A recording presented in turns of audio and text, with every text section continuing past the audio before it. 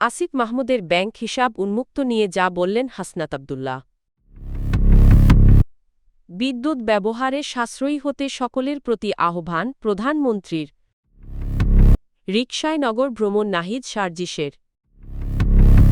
আসিফ মাহমুদের স্ত্রীর অ্যাকাউন্টে ৬১৩ টাকা।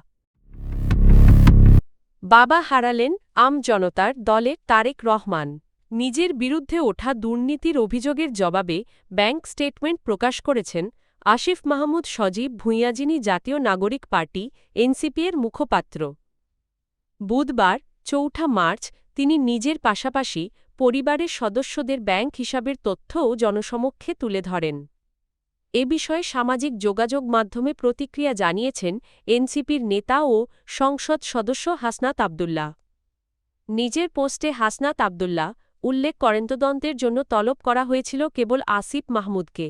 তবে তিনি স্বচ্ছতা নিশ্চিত করতে পরিবারের ৪ সদস্যের মোট ৯টি ব্যাংক অ্যাকাউন্টের স্টেটমেন্ট প্রকাশ করেছেন। বিদ্যুৎ ব্যবহারে সাশ্রয়ী হওয়ার আহ্বান জানিয়েছেন প্রধানমন্ত্রী তারেক রহমান। তিনি নিজ দপ্তর থেকেই এ উদ্যোগের সূচনা করেছেন। বৃহস্পতিবার সকালে বিষয়টি নিশ্চিত করেন প্রধানমন্ত্রীর অতিরিক্ত প্রেস সচিব আতিকুর রহমান রুমন।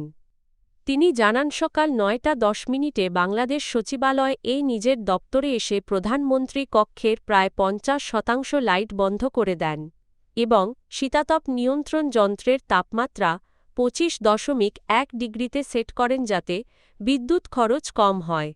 এছাড়া মন্ত্রিসভার বৈঠকের সময়ও তিনি মন্ত্রিপরিষদ কক্ষে অর্ধেক লাইট বন্ধ করে দিতে এবং এসির মাত্রা কমিয়ে দেওয়ার নির্দেশ দেন। প্রধানমন্ত্রীর এ উদ্যোগের পর সচিবালয়ের বিভিন্ন কক্ষেও তাৎক্ষণিকভাবে লাইট কম ব্যবহার এবং এসির তাপমাত্রা কমিয়ে দেওয়ার পদক্ষেপ নেওয়া হয়।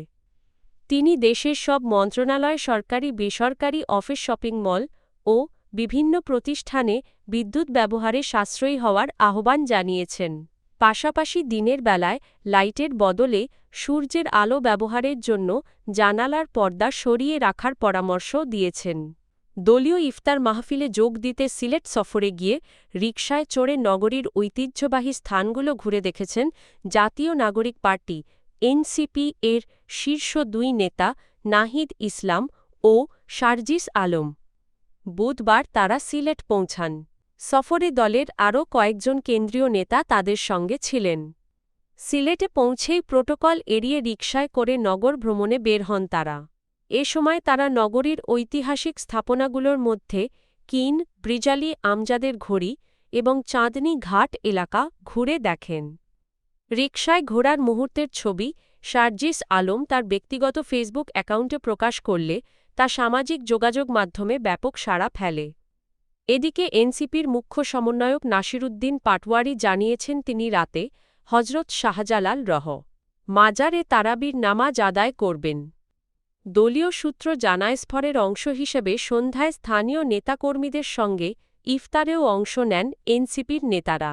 নিজের বিরুদ্ধে ওঠা দুর্নীতির অভিযোগের জবাবে ব্যাংক স্টেটমেন্ট প্রকাশ করেছেন আসিফ মাহমুদ সজীব ভুঁইয়া, যিনি জাতীয় নাগরিক পার্টি এনসিপি-এর মুখপাত্র। বুধবার ৪ মার্চ রাজধানীর বাংলা মোটর দলের কার্যালয়ে আয়োজিত সংবাদ সম্মেলনে তিনি নিজের পাশাপাশি পরিবারের সদস্যদের ব্যাংক হিসাবের তথ্যও প্রকাশ করেন। সংবাদ সম্মেলনে আসিফ মাহমুদ জানান, তার স্ত্রীর ব্যাংক অ্যাকাউন্টে বর্তমানে ৬১৩ টাকা রয়েছে। তিনি বলেন, অন্তর্বর্তী সরকারের উপদেষ্টা পদ থেকে পদত্যাগের সময় তিনি মন্ত্রিপরিষদ বিভাগে নিজের আয় সম্পদের পূর্ণ বিবরণী জমা দিয়েছিলেন। এরপরও বিষয়টি নিয়ে বিতর্ক সৃষ্টি হওয়ায় স্বচ্ছতার স্বার্থে পরিবারের সবার ব্যাংক স্টেটমেন্ট প্রকাশ করার সিদ্ধান্ত নিয়েছেন। পরিবারের সম্পদের তথ্য তুলে ধরে তিনি জানান, তার বাবার ৫টি ব্যাংক অ্যাকাউন্টে মোট জমা রয়েছে ৫,৪৭,৭১১ টাকা। তবে শিক্ষক হিসেবে নেওয়া ১০ লাখ টাকার সার্ভিস লোনের মধ্যে এখনও ৬,৩৯,৭৪৬ টাকা পরিশোধ বাকি রয়েছে। আমজনতার দলের মহাসচিব তারেক রহমান এর বাবা আব্দুল লতিফ মারা গেছেন।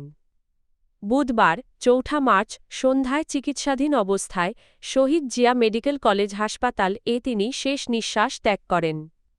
নিজের ভেরিফাইড ফেসবুক পেজে দেওয়া এক পোস্টে এ তথ্য নিশ্চিত করেছেন তারেক রহমান।